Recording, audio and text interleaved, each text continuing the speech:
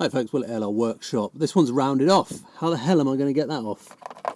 This is the normal 12-point socket. It's rusted to hell, and when I rotate this with the wrench, it just rotates round, twists round. This is the stuff of nightmares. This is a 10.9 grade bolt stuck inside the threaded part of essentially this entire axle case. And so drilling it is going to be a nightmare. So a couple of options. Owen bolt extractor sets. Some people swear by these. I've had this one quite a while actually. I used this one originally to get the top bolt off the swivel pin, and it didn't work. If you can just see on the teeth there, it just rounded it off. And so I've never used these again since. But I'm going to give it a go on here. I've hammered it on, but I'm going to give that a go. Another technique I've read you can use, I've been able to get the top bolt out, which is a good thing. You can then lever the caliper and use that as the first way of getting the bolt started by undoing it. So then I've got a bit of a gap now. I'm not going to reuse these brake discs or the calipers. So that's a way of kind of rotating the bolt around. Luckily on this side it's for undoing it. That socket's gone on there quite well.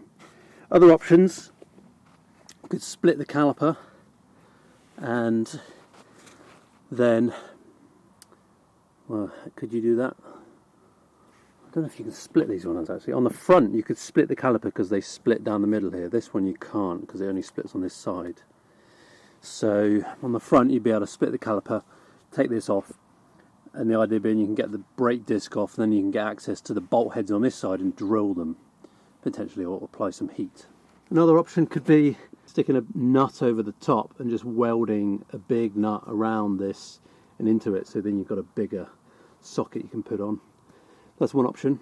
And then another option again, grind some flats into this and then stick on something like, you know, this is 13mm, and then just a hex socket. Use that on there by grinding some flats. Comparing to the 12-point, it's all you need to do is kind of knock off a couple of the ridges there and every other ridge. I'm going to try this one first, but this will be the next option, hammer on one of these. Failing that, what could you do? Maybe grind the head of the bolt off, then the caliper would come off, and then you're left with basically probably a 1/2 inch stub sticking out from the bracket underneath.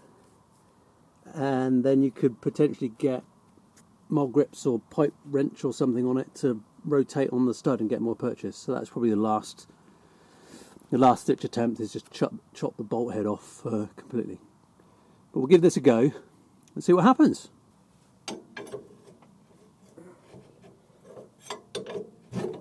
Bring it around a bit more perhaps. That should be moving the bolt round with the caliper just to break the thread lock. That's the idea anyway. Unfortunately I've only got these in 3/8. I'd prefer a 1/2 inch, but I've got to use this one with a bit of pipe on it.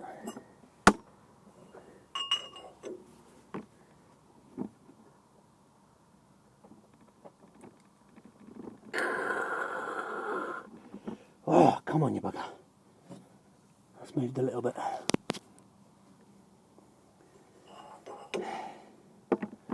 The camera's right in the way.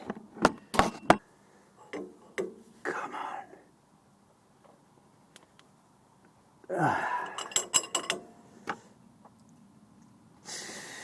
Nice and easy.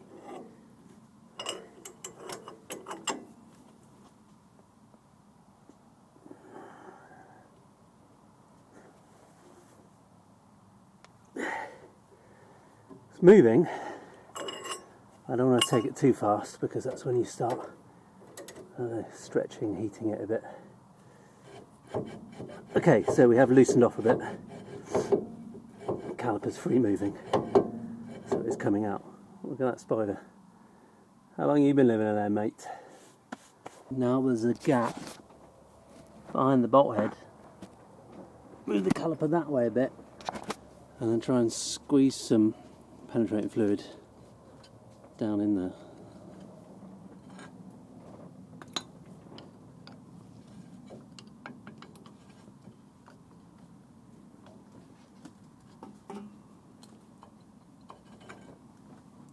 Okay, green pads. See the difference in how the pistons on this side are out compared to the pistons on this one, because it's not centrally located. See that there. Well, fingers crossed, it's going okay so far. I've been with that far out on the bolt. I've been keeping strict eyes on this to make sure this stays. The socket stays on the bolt, and it has. It stayed flush up with the flange, which is really good. I've sprayed penetrating fluid in behind here, down from the top. Move the caliper to the right, and then there's that much you can spray some fluid on. Don't know how much it helps, but well, every little helps, I guess. And now it's a lot easier to move, so we're getting there. I don't want to jinx it, but I'm thinking that this has been a win, actually. These sockets that I bought, God, when was it? Probably 9 years ago. And they're not cheap, but actually, I mean, worth their weight in gold. Yeah, let's look at this now.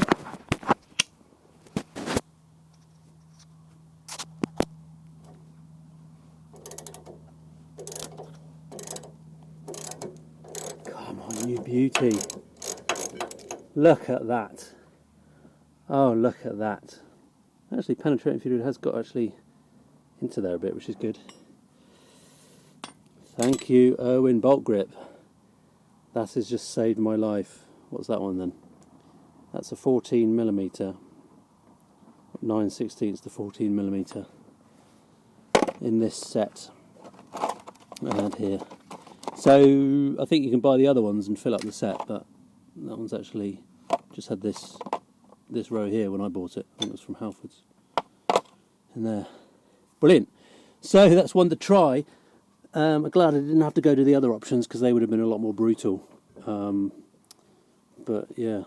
Leave any comments below if you've had any experience of getting this bolt off, and if the Irwin bolt extractors didn't work for you, then what did work for you? Anyway, thanks for watching. Bye for now. I think what we'll do finally is take the bolt out and see if we can actually get it out. No movement in that. This is going to be the next conundrum, but a good conundrum to have. Little epilogue, I did get this out. Pair of mole grips on one side, and then the socket on the other, and twist it to tighten it, and it should come apart.